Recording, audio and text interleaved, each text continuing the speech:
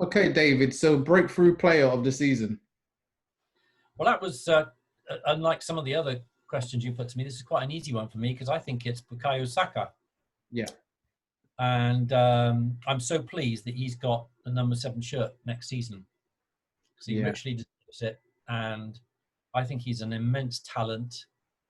I like his attitude. I mean, look at the positions he's played in. 3 different positions. brilliant. He he doesn't grumble. He's obviously there. He's delighted to be there. He's wants to learn, and he'll give his all in whichever position you play him. Definitely, And he shows a maturity on the field way above his years. definitely. Yeah, I don't think I find anyone him can. really exciting. Yeah, I don't think anyone can argue with that. Like, he's been an amazing revelation, and in a struggling season, he's been a shining light. Him and That's a good. Martinelli. Yeah, I agree. I think what a prospect, and I was so relieved that we were able to get his contract sorted.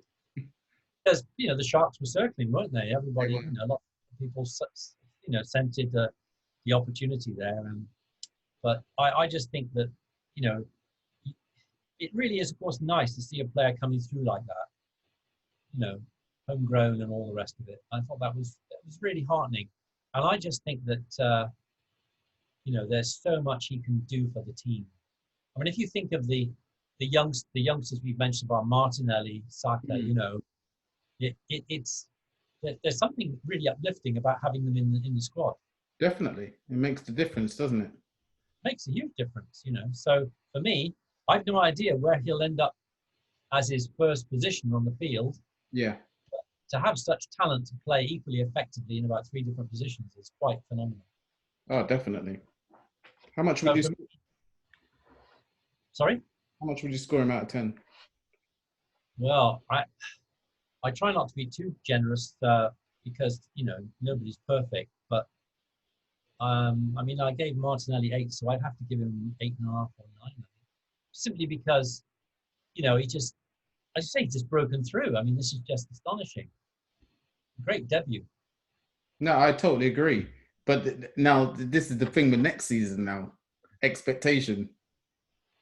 Yeah. Well, the expectations will be on his part as well, of course. Yeah. Oh, of course. Yeah. Yeah. I mean, he's now joining the game seriously, isn't he? Yeah. We're talking. He'll have external advisors. He'll have Yeah. agents and all that sort of thing telling him this is what you should be Yeah. expecting. I just hope he doesn't seem to me to be the kind of young man who let that go to his head. But you never know, do you? You don't. You You don't. don't. You Let's really don't. see, because as I said, now he's no longer a surprise to defenses. So No. the whole thing, when you're new coming in, you can get away with a lot more. You almost have to adapt your game and be smarter about how you try and take players on and everything, because they're now aware of Saka. He's arrived, and clubs will be thinking they're going to try and get the ball out to him. He's going to try and beat a player and whip it in. Watch out and try and stop that ball. Yeah. I think one of the things I found intriguing was when they were talking about the contract. He said one of the things that convinced him that the future for him lay with Arsenal was that David Luiz had taken him under his wing, which I thought was really interesting and given him lots of fatherly advice.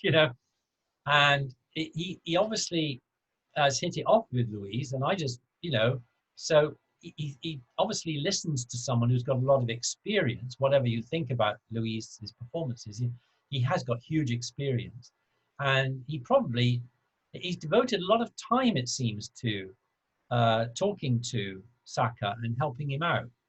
So that to me is a good sign in a young player. He's not headstrong. He's not. Yeah. He's gonna, if he's got an open mind.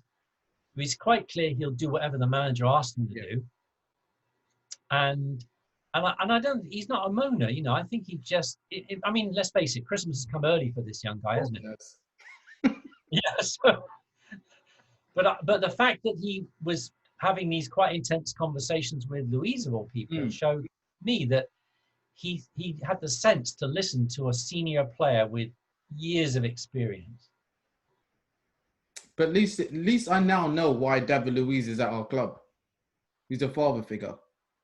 That actually was one of the reasons I mentioned it, because there isn't because I almost well we may come on to Luis later on, but I almost see him as a kind of a he could become the kind of a backroom figure for the youngsters, That's what, yeah, yeah, the way that Mertesacker is. a mentor. A mentor, yeah. I think he has mentored, it seems to me, from what I read in the press, he has been mentoring Saka. And Okay. it won't be just about technique or anything like that. It'll be about career. Yeah. It'll be about how you fit into the club, how it is for a young player in a team that's going through a transition, So I think they've probably been having, and let's face it, when Luis talks, he's not stupid, He's not. Come on, he's got experience. He's got huge experience, and he sounds like it when he talks. So he's the winner. Yeah. So I that for me was a kind of an interesting bit of chemistry going on there. But no, going back to him, I think he's definitely without doubt the breakthrough player, and it's quite astonishing really to have made his mark like that in a season of ups and downs, as you put it earlier. Not exactly, and that's why he gets a 9 for me. It's for that reason. He's not coming to a settled team. He's been asked to do play different positions at a time of big change. So that just tells you the type, as you said, about his character and the person he is. I think that tells you a lot about that.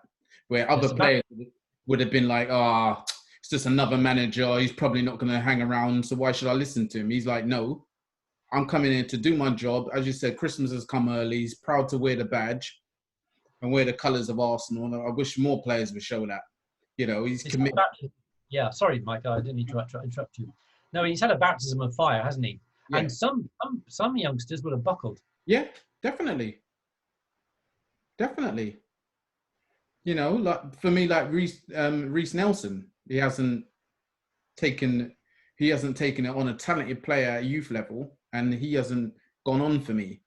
I think he's kind of not sure about, whether he's staying or going, or I don't know. He seems a bit unsure. So that's another example of a young player who hasn't taken things on board as much. Maitland-Niles is another one, isn't it? Who is obviously getting a bit grumpy now that he's not playing enough. And yeah, he's come out and made it known he's going to have to, leave to get first team regular football. So we'll see. Right, going to your player this season, David. My player of the season, it's really difficult, this one, Michael, because, because it's been such a patchy season, So I'm looking for kind of a shining light, really, that's shone almost throughout. And I think in the end, I think I'm going to have to go down with the guy with the big goal tally. I'm just going to have to go for Aubameyang. I mean, the statistics talk for themselves, in an indifferent season, to bang in as many goals as that is quite significant. I totally agree, David. I mean, if we'd had a better defense, just imagine what all those goals would have been worth. Yeah. It kept us out of relegation. That's what the goals did. Yeah. Yeah. 22 goals in a season and we finished 8th. Like, what nonsense. Exactly. So I think it sounds a little bit unadventurous to go for that, but I think he had, for me, he probably deserves that. Oh, definitely. I totally agree. I just think, where would we be without his goals? Exactly. We would be talking about scraping relegation. That's how important his goals have been.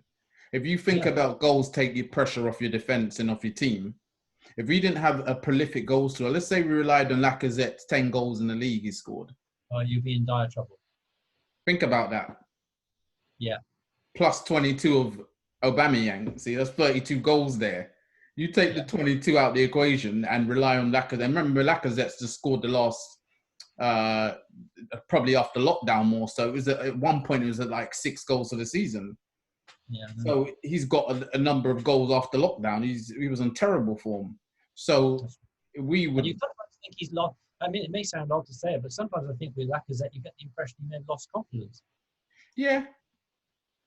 And at one point, David, I thought he didn't want to be here. Like even under Arteta, his body language, it was suggesting maybe this club isn't for me. Maybe the romance. Remember, this wasn't his first choice. It was Atletico, remember, and that just fell through because of their ban. So he can say he's a lifelong Arsenal supporter and all this. His first idea was Spain.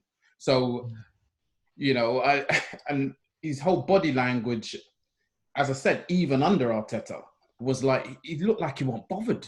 Like, yes, it was confidence as well, but it wasn't more like, I'm trying so hard and I want to score. Sometimes it was, you had a bit of that. But then I saw other times where he looked like he didn't want to be a part of it.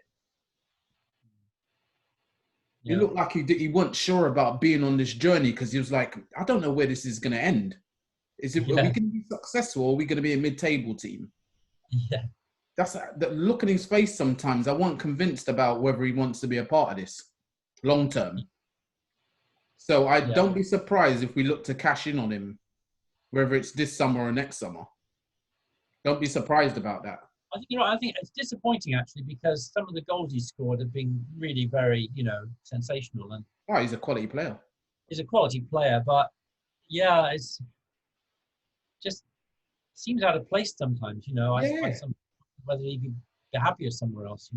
I think he will be. I think that's the thing with Lacazette. I think ideally, if he was to sit down off the record and talk to him and say, right, do you see your future here? I think he'd say no. I think he'd say, no, I want to be in the Champions League. I want to be, and you'd think about his goal return and say, well, you're not exactly showing that you belong there. Yeah. Are you? His form has been so indifferent over this last year. Just recently he scored his first away goal in over a year. So, stats like that as a forward, I'm sorry. It doesn't strike with great confidence, does it? If we lose Aubameyang and we don't get a decent replacement, you don't exactly think, oh, we'll be fine. No, we'll struggle. That's right. I mean, let's face it, he was playing in his position, wasn't he? Whereas Aubameyang wasn't, in his preferred position. So, and I actually thought initially there was such good chemistry between the two of them that it would work anyway, But yeah, it's sad. It's unfortunate, but yeah, there we go. That ties into who you'd sell this summer. Right. Oh well, this is like Monopoly, isn't it? You just put me in charge of the budget. Yeah. Well, I'll start at the back actually. I think Mustafi. Yeah. Even though I think he has improved under Arteta, and I think we need. I think we need to move on. And I've seen him say that recently. I think he's talked about the Bundesliga again, and he seemed to miss it. He talked about the Bundesliga being his real home. I wouldn't be at all surprised if we could sell him to a Bundesliga club.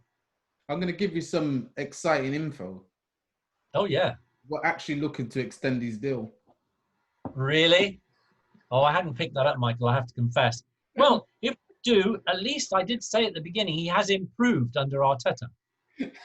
That was the talk before he got injured, though. So whether that changes... Yeah, that's of course. He had to sit at the cup final, won't he? Yeah, the injury, and they rethink that is another thing. But that was the talk before he got injured.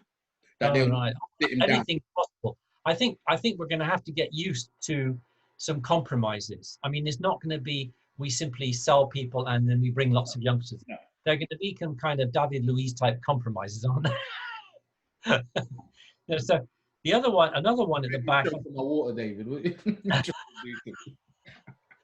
Kolasinac. Awful. I think his wages are quite high. I read somewhere that his wages are really high, and I think it's time. I think it's time to move on. It's 90 something K. Yeah, it's nearly 100 grand. Yeah, which is a lot.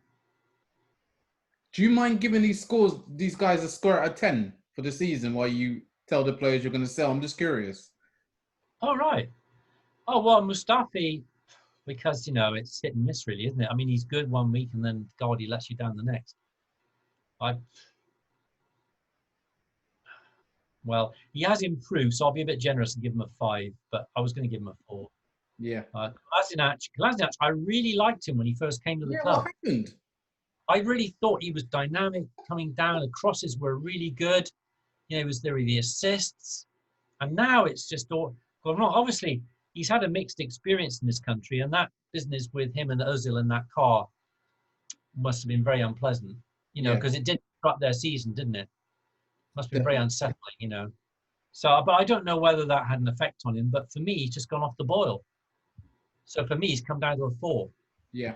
No, I totally agree. Remember, before he joined us, he was in the Bundesliga team of the season Yeah. at left wing back. Now, was that just a really bad season in the Bundesliga? Yeah. Makes you wonder, doesn't it? I mean, and then we're looking through the list. I remembered that El Neni's still on the books, isn't he? Oh, He's at Besiktas, that's and right. they seem to like him there.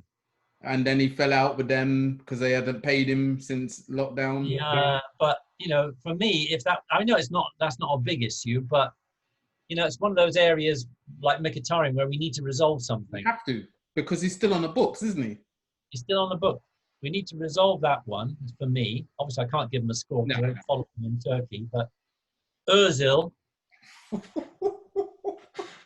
I think it's going to be a question, Michael. As simple as this, it's almost as bad as Gareth Bale at Real Madrid. It is. It's really embarrassing for everybody involved. 50K a week. It's just appalling, and I think it's the sort of thing that really tests fans' commitment.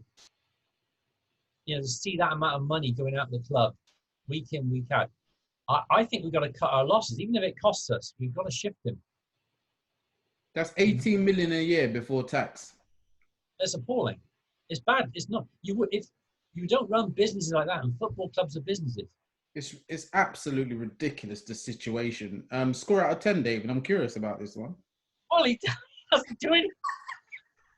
I mean, I'm quite frankly, I'm finding it struggling to remember when I last saw him on the field. My memory is not as good as yours, but I mean, how can you give a guy who doesn't? I mean, he probably, I know, he turns up to training, doesn't he? So he does go to training, and he was training with them, I think, this week. So maybe, Yeah, it was. so give him 1.5 for knowing where the training ground is. I'd give him 0. Well, I was going to give him 0, but he turns up for training, so you get something for training, even though you're the beneficiary of it because you keep him fit. And I'll tell you why I give him 0, his whole attitude. You get 0, it's very poor. His commitment. You get 0 for his whole attitude about this. When he's talked to people in interviews and his agent, oh no, I'll be staying anyway. So the whole thing is he's arrogant. He's comfortable and he doesn't care whether he plays. And for me, that is a footballer for me, because he's a multi-millionaire anyway. I mean that. Obviously, he's got lots of money. His wife probably thinks it's great because she can, spend it. But where's the self-respect in that position? That's what I don't get. Obviously, if we were on that salary and not asked to do any work, we'd probably develop some quite interesting hobbies. Buy a speedboat. Yeah, but it's not right, is it? It's not right. It's not right. And the interesting thing, David, is, as I said, he's not Bukayo Saka, shall I say, and he's just broken in and they've offered him this 350K a week where you're happy just to be there type thing. He's earned his money. He's had the bulk of his career. So, yes, don't get me wrong. Yeah, 18 million a year, and yes, that's amazing. But he can go to Besiktas or wherever, and he's still got his boot deal. They dropped him, didn't they? They because of that situation with China and all of that. He got into some controversy, but he can get another sponsor. And he's a multi-millionaire anyway. It's not, you see what I mean? Yes, it's more millions, and people who've got money want more money. But I'm just saying, for him to sit on that and just be like, oh yeah, he doesn't mind if he's not playing or what have you, and our club is just suffering in that meantime because we don't have the money to be forking out like that. It's bad for morale, isn't it? Yeah. When you say you've got young players putting in a shift, really putting in a shift like Saka, and seeing guys like that swanning around, it's not good. It's not good. I don't know how you do it, but they've got to do something, even if it costs. Because someone said pay him off his contract. Yeah, it could come to that. But I mean, his ideal future, I think, is to be cock of the walk in some American club if they can afford his wages. But that he'd love that. Yeah, That's exactly it, because he just gives what 30% every time he plays. He doesn't really have Yeah. to. It's not a demanding league No, as a Premiership, and the pressure either. you'd be okay though. But so for me, that's what. Actually, I should have started with that one because that's for me the big one. The It big is. one. It's huge. Because that the impact of severing ties with him Oh, could be quite electric on the team, I think. I think so. Then it gets a bit more problematic from then on. Obviously, we've got Guendouzi, Interesting. because something's happened there. I actually personally am quite impressed with the guts that Arteta showed in dropping him Hmm. at a crunch time in the season. He obviously has concluded that his attitude is wrong, and he doesn't want it infecting the team. And maybe he spotted that it was. I don't know. I don't know the ins and outs, but I think he can't stay. I mean, we've almost like a mini Özil. He's doing nothing. It's true. So I think he has to go. Obviously, there may be, as you say, some smart swap for Coutinho or someone like that. But again, he's on my list for those to be shipped out. Another one is Ashley Maitland-Niles. He's unhappy. It's a shame because he came through the ranks, but I don't. I think he himself has concluded he'd rather go. What do you rate him for Sorry, out of 10 for the season, Ainsley? Ainsley. Well, I don't know. Really, it's a difficult one, isn't it? Because In and out of the team. he's a very capable, talented player, but I don't think he makes the impact he used to make. I think perhaps so. A 5. Mm. It's a Guendouzi? shame. Oh, Guendouzi. Well, actually, I quite liked him. Yeah. I quite liked him, but again, I have to take into account that he's dropped himself from the team basically. So he could have been. I could have been giving him otherwise if he'd been firing on all cylinders as he was before. I could have been giving him a 7 or something, Mm. But now I'm afraid he's down. He's down in the 5 to 6 zone. I won't forget his performance before he was dropped, but you have to take into account that he has dropped himself in it, and in so doing, he's affected a club which didn't need that kind of thing. No. The club has not benefited from his disrupting whatever Arteta's plans were. So for me, he blotted his copybook.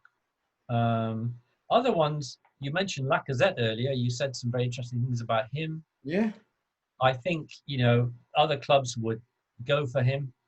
Yeah. He could be very effective somewhere else, but I'm afraid these days you don't get a lot of chances in the Premier League, do you?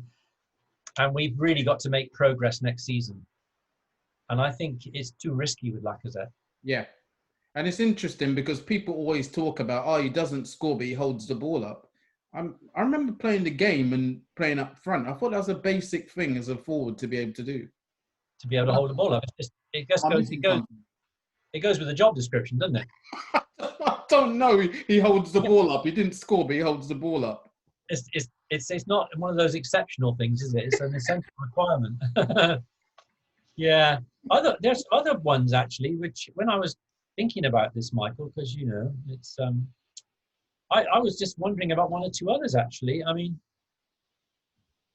I like Torreira, but if we're going to reshape the midfield, which I think we need to do with Saliba coming in, I could see him going back to he's slipping to La Liga.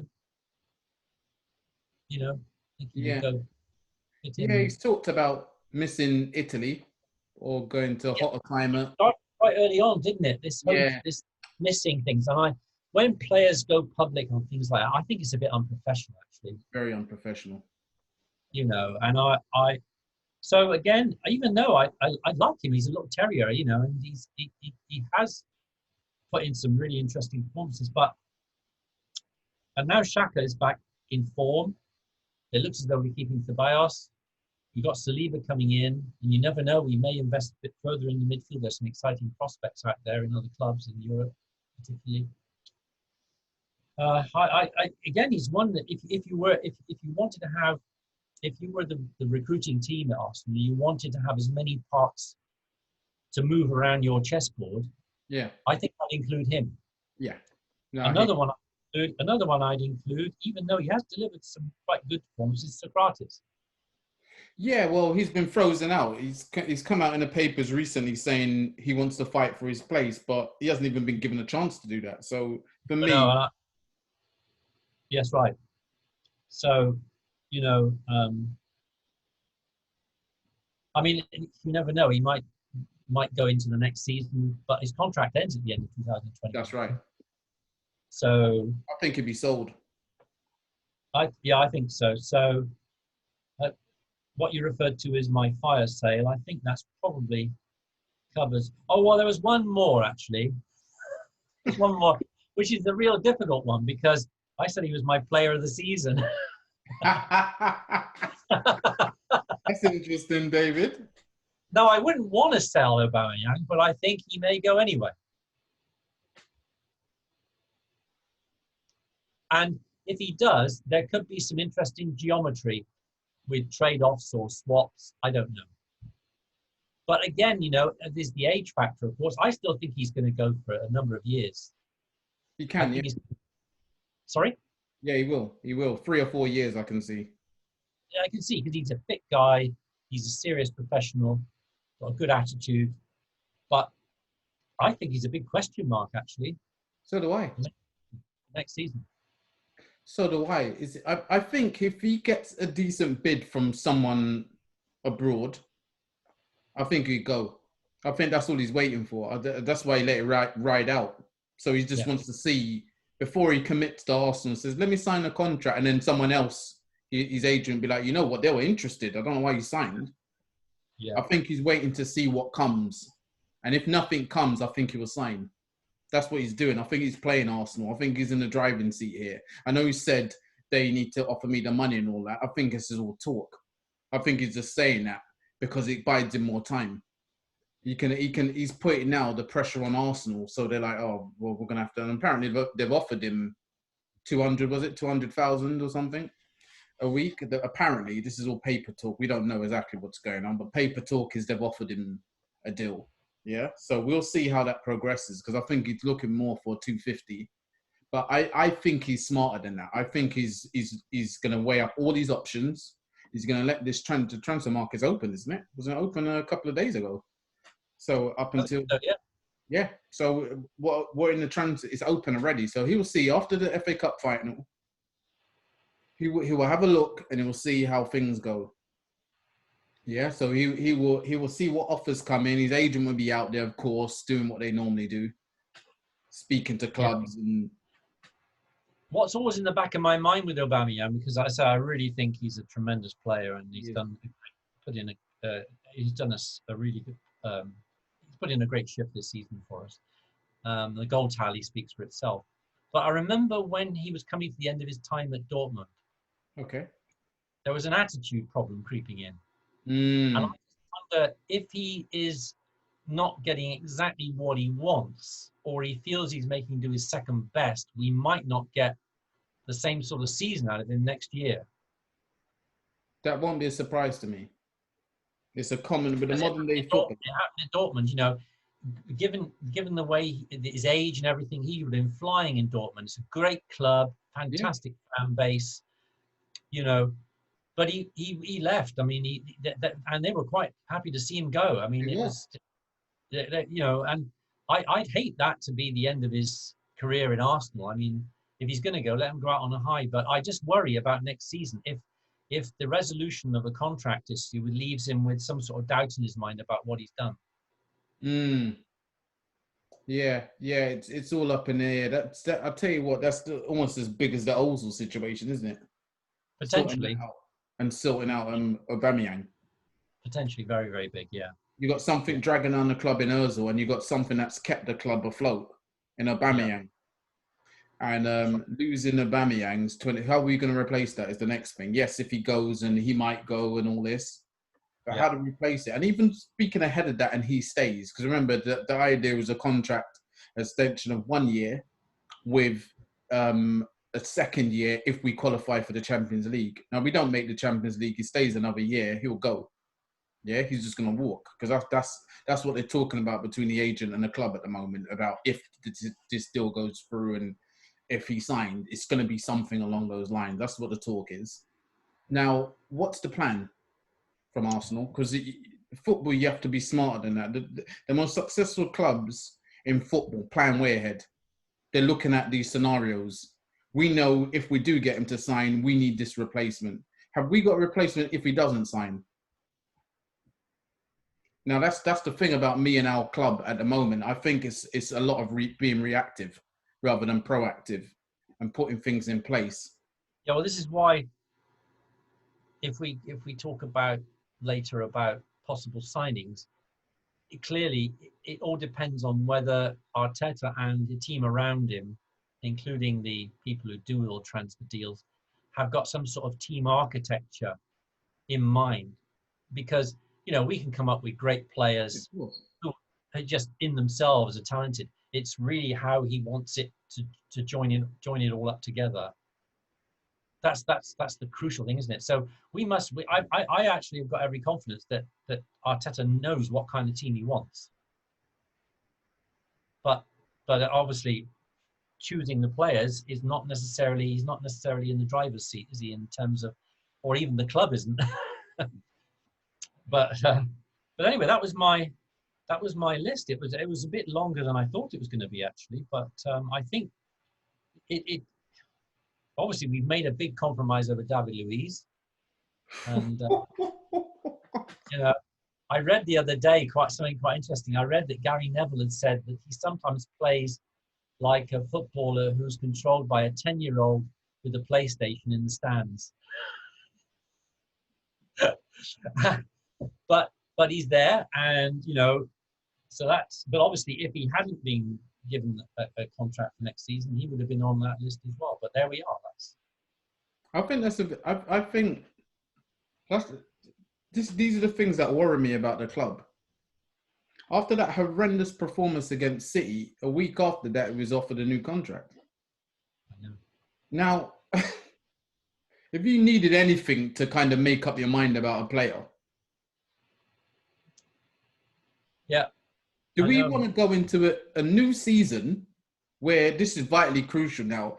Arteta's not going to be given this pass that he got this season because it's the transition. He's going to be judged now on performance and results. Yeah, results primarily, of course. But, you know, it's Arsenal, so we like to be entertained now. You know, it's not the George Graham days. So we want a bit of entertainment. We want some lovely football now. So he's going to be judged on these things, primarily results, of course. We're going into the season with a liability at the back. Now, the thinking behind this, great mentor, wonderful. I respect that. Yes, maybe, hiring. Yeah, maybe he has a good influence in the dressing room as well. We don't, in the changing room. We don't know. Yeah, no. That's what I heard about him. He's a great leader and all of that. Then, what are you going to do? Because what he's just still going to play him, aren't you? Because his wages. So, but he can still sink you in a say game. again? He can still sink you in a game, though. That's the trouble. Yeah. So that offsets any positive effect he may be making off the field. This is my problem with it, David. I don't like, you know, these positions at the, you know, like your defense, your foundation. My problem is having liabilities and things that you can't account for as a manager in there. But you can, because you know he's going to make the odd mistake. So you could say, well, today I could set up everything right, but I know David might have one of these games, so he might cost us. Imagine thinking like that going into a match. That's right. So why do it to yourself? That's what don't get us as a club. We're making things harder for ourselves. I'd rather have that young player who's got the potential, Saliba, who may make the odd error, but you know he's learning and he wants to improve. I'd rather have that, because you're like, oh yeah, cool, he's learning the game. Not someone who's experienced, who comes with, you know, this reputation, everything, that he can just have one of these games where he gives away 2 penalties, he gets sent off. Yeah. He's so easily suckered into it, though, isn't he? For an experienced professional. You know, I'm not for it, David, that's all. No, you're right. Yeah, but anyway, that's the long list of potential sales. That's the you know, that's the Cool. fire sale. Players you would bring in this summer. I mean, well, obviously a lot depends on who shipped out. That's the thing. I don't know. I had a look at this and I thought there are. All I can say is that there are some really tasty players out there who would fit my recipe in terms of being young and relatively inexpensive Okay. and possibly willing to move. So with one or two exceptions, I'm going to concentrate, I think, on that kind of player. Okay. You know, somewhere between, you know, in young 20s or maybe 19-year-old, something like that, who is making a mark. So, for instance, now we may not, if Kolasinac goes, we may need to reinforce the left. Okay.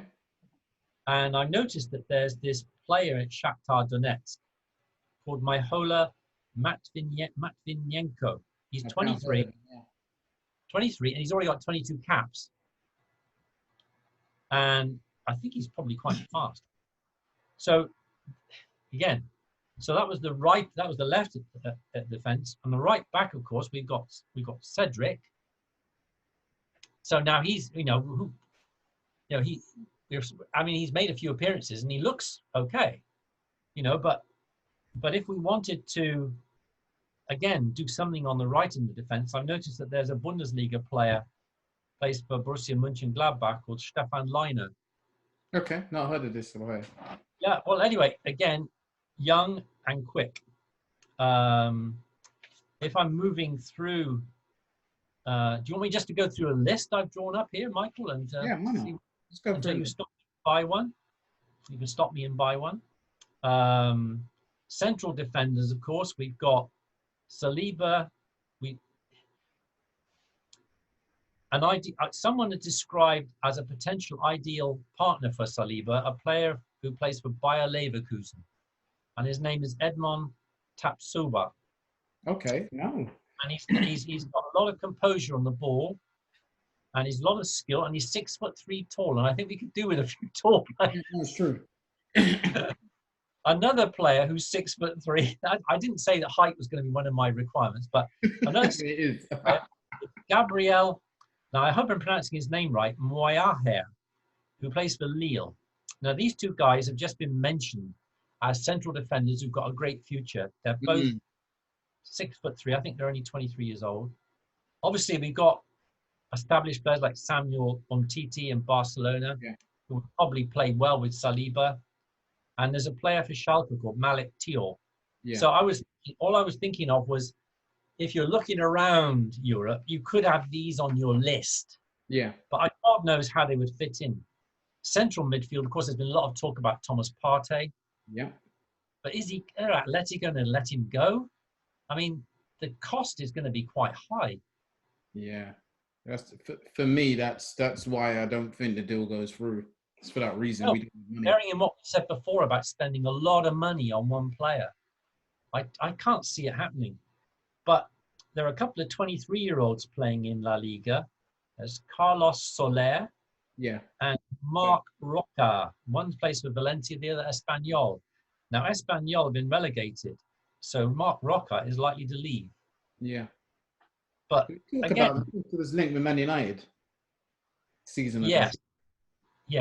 So all I'm doing, I haven't worked out at all whether these guys would fit in, although in one or two cases, as I said, in the case of the central defender, a couple of players were mentioned as being a good potential partnership with Saliba. Shall I move on to midfield? Yeah. I think we've still got a Ramsey gap. Yeah, definitely. And obviously there are players being mentioned. Jolson Fernandez, this new Ronaldo, 17 years old. 40-something million. Sporting Lisbon. They said he's going to be 40-something million. That's the problem. It's the Partey syndrome again. Like, why would we spend that? We don't have that type of money to be on. Have that kind of money.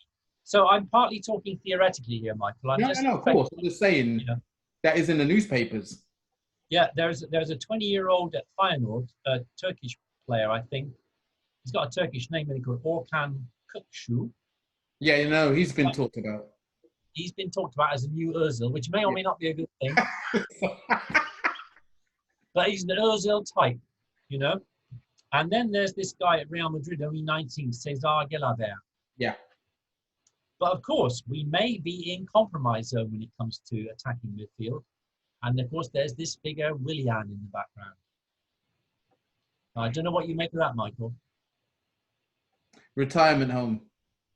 Yeah, but bearing in mind the club's position at the moment, you know, we've done a Louise. So do you think that No. Listen, I know that. Sorry? No, I totally. Listen, our club would probably do it, but for me, I would not do it because for me, his form, he's just not the player of a couple of seasons ago. Yeah. You know, and when it's this type of move, the latter end of a career, he's not coming to set Arsenal alight. He's coming because he wants to stay in London. Oh, yeah. He's coming because he wants the easier life, not because he wants to go and win titles with Arsenal. And remember, it's a mindset.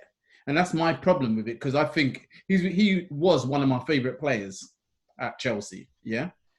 Last couple of seasons, the form's dipped, and he's been okay. I question the motive for coming to our football club. And the same with Luiz when he came. I thought the same thing. I didn't think, he's come to win titles for Arsenal. Yeah. He's come because he wants to stay in London. And it's a nice, easy move from southwest to north. He's happy with that. It's like a comfort thing. What worries me, Michael, is that it might be so tempting for the club to compromise and offer him a contract in order to create the money to spend on someone else. Yes. But I like the sound what I read about this guy at Feyenoord, this Orkan Köksü. Yeah. It's K-O-K-C-U. 20 years old.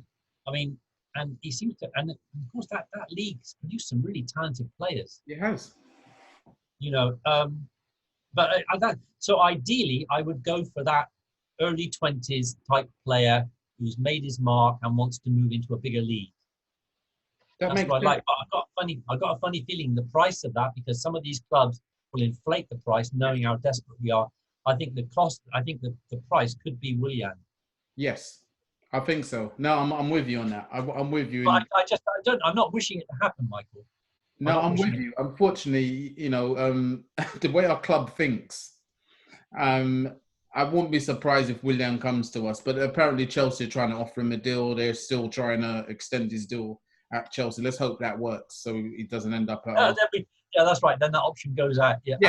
Let's hope so. I'd really be interested in your views on my thoughts on possible attackers, strikers. Because obviously we don't know who we're going to have at the moment.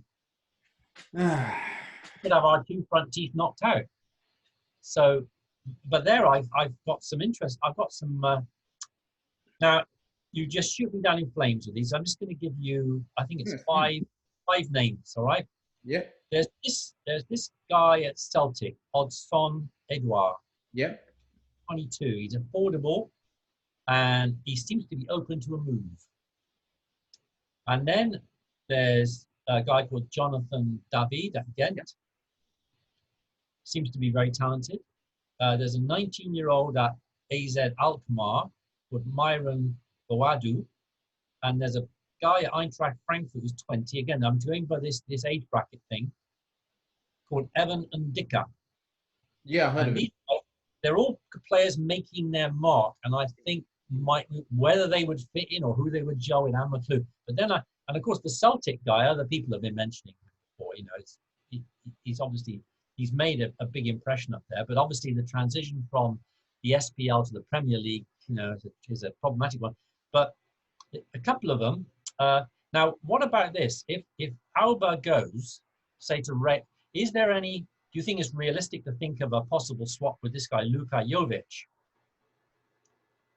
That's possible. And then the most outrageous suggestion, I'm sure you'll probably fall off your chair, is Danny Ings. That's not the most ridiculous. Because given his team performance, he's banged in 22 goals. He's 27. He's had injury problems, but he's a real motivator on the field. Mm. And he gives 100%. But I don't think he would leave Southampton while Hasenhüttl is still in charge. I think But that is my lucky dip of striking talent as I see it. okay. It might be affordable. Let me let you know my opinion. Edouard's the best out of everything you mentioned. Yeah. Because he's shown it, he's consistent, and he's the closest one to being there. Oh, don't get me wrong, Ings is. I just think we, as an Arsenal, as a club, we like a player with a bit more flair, a bit more. Edouard's just more exciting than Ings, but Ings has got that up on him because of his experience and he knows the league. But Edouard, pace, he's actually really good at link-up play. Natural finisher. He lives around the box. He scores spectacular goals as well. For me, I'd go for Edouard because of the dealings with Celtic. So there's a link there because of the Tierney. Tierney knows of him. So he's going to have an instant person who can show him the ropes and show him around the club. True.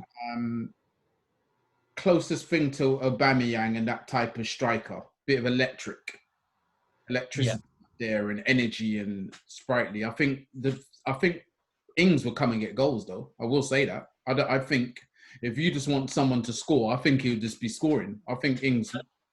Yeah, and he's a good goal poacher as well, isn't he? I mean, which we've missed a bit really. We've had some crosses coming in, beautiful crosses, with nobody there. Yeah, I just think he's not spectacular. No, I think you're right. I don't think he will go out. I think he's probably very happy where he is, but I agree with you. I think Edouard is a really good prospect. 22 years old, really, really delivering the goods up there. I mean, he's won the championship with Celtic, so he's happy with that.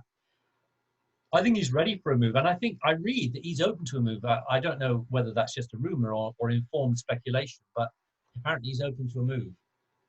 And Celtic could do with the money as always. Well, exactly. As you say, the Tierney example is a good one. It's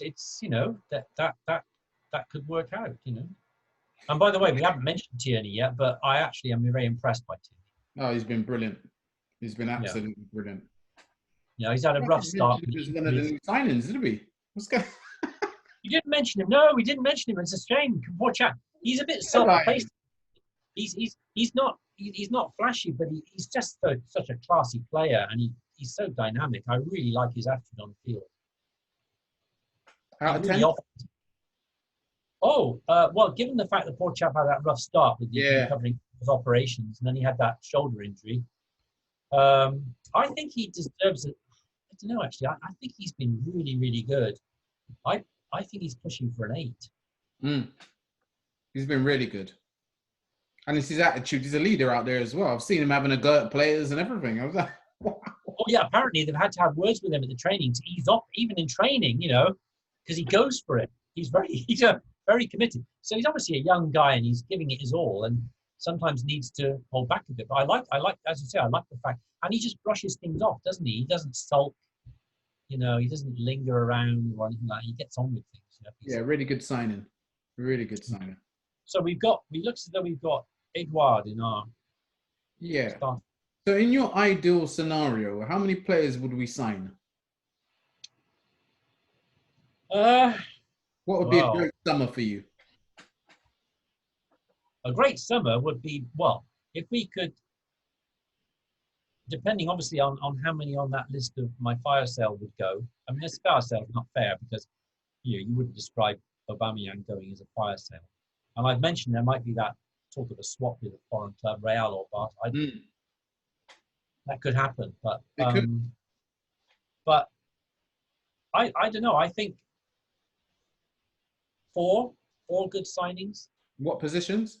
Ideally five. Well, obviously, I think striker is going to be one of them, and we're going to have somebody. Yep.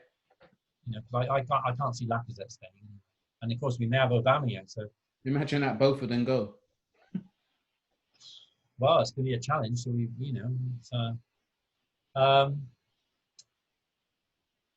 I think in defence, if you agree that Kolasinac going leaves us a need to reinforce that side, then we may need a left back. Mm, The attacking midfield, there is a gap there. We haven't recovered from Ramsey's departure. definitely. I'm just counting my fingers here. Central midfield. You know, keep thinking of some guy like Roca ready to leave Espana. Yeah. I don't know. And then the central defender, of course. Well, we're supposed to have sorted that, but we haven't. And I think we're going to have somebody to team up with Saliba. Mm, So 5 actually.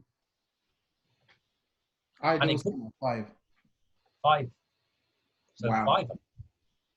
That's a lot. Realistically? Well, what if Willian comes in? That's an easy one, isn't it? That's an easy one. That makes 5 a bit more feasible. Because the money will go. And of course, we may get a good price for people, someone like Lacazette, you know. Yeah, no, you would. You would get a decent price. Even Realistically, for Arsenal business this summer? And of course, we've forgotten about Guendouzi, the possibility of a swap there. That could shorten the list. It could bring it down from 5. You know, so if there are swaps involved, it could come down to 3. But I think it's going to be. This is for me such a crucial transfer window for the club. It is. It's huge. I mean, we're assuming that there's a team architecture that we have to have faith. I think I'm reasonably confident that Arteta has an ideal type of team in mind. Yeah. And if his intelligence is good enough, he'll know which of the players out there is likely to help him put that together. Definitely. And so it's exciting because if we can bring in the players that he says are his number 1 choice, then obviously it's a crunch season for us and a crunch season for him. But it could be really exciting. But I think the fans are going to want some change because we're a kind of halfway house as a team at the moment, aren't we? We are. Definitely. Definitely. So we'll see. Fingers crossed. Yeah. Someone claims they've seen Saliba at the training ground. So, you know, let's hope he's getting him mixed in. Yeah, he was training. He's had some sessions. Yeah. He's had quite a few, actually. There was some. He's had quite a few sessions with the team. He's been around them, getting to know them. And yeah, so we'll see. But for me, certain Arsenal supporters have been putting too much pressure on him, thinking he's going to make us stop being shambolic at the back. That's a lot of pressure on an 18, 19-year-old. Well, this is why I said I think he needs someone else with him. Yeah, that's what I think. I don't think it's about him. There's some classy players out there in the younger age bracket who could well fit in. I mentioned, you know, this guy at Leverkusen. But of course, this is just speculation. I don't know. Yeah. No, we don't know. But I think you're right. We need someone solid next to him, and none of the defenders are already there for me. No. Are the answer. And that's quite worrying, considering we signed up Pablo Mari and Mavropanos is out on loan, but we signed them up to extended deal. David Luiz has just been given a new deal. There's talk about Mustafi getting a new deal. When you think about all of that, and we're saying there isn't a solid person already there, then because it's quite the contract issue has been quite surprising. As you mentioned, David Luiz we already discussed. Suarez we touched upon very briefly. I mean, obviously the guy didn't have a chance to play for us when he was injured. But and then Pablo Mari. It's another one who's got his contract, but we haven't really had a chance to size him up, have we? Really? It's risky, all of it. Yeah. And then you mentioned Mavropanos, which is interesting because he's now at Stuttgart, isn't he? Yeah. Moved from Nuremberg. Yeah. I'm not sure I'm just not sure what the logic is behind some of these things. Actually, But in theory, if you look at the number of defenders we've got, we got a lot, haven't we? Should be fine. Should be fine. We got them coming out of our ears, but The two It's teams. yes, yes. Well, it just occurred to me there, and it's a very strange situation actually. Holding, Chambers. Holding change, absolutely. We haven't mentioned them, but they're absolutely, yeah. But there we are, you know. But Remember saying it's we need another defender. yeah. But having drawn up my wish list, I am going to be looking avidly at the transfer speculation to see whether any of them come in, because I myself would love to see more of the kind of player that we've got in that younger age bracket. I mean, I'm not going to go over the top here, but you know, Manchester United had their glory days with the Busby Babes, Yeah, and I'm not saying that we're going to be Busby Babes too, but it would be really exciting, I think, to have a team of young players with the commitment and skill of Saka and the attitude. You know, you talked about flair. You know, it would put that flair back into Arsenal and liven the fans up and really make it exciting team to support. You know, so that you could hold your head up at the end of every game and think, God, these guys are good. You know, even though we may get clobbered now and again, you know, at least you know there's something there happening. Because I yeah, think it's going to be a season, isn't it, where we're going to expect, going back to your cooking experience, we're going to see whether the ingredients really, when you actually come to put it all together in the right hands, produce that cake with the cherry on the top. definitely.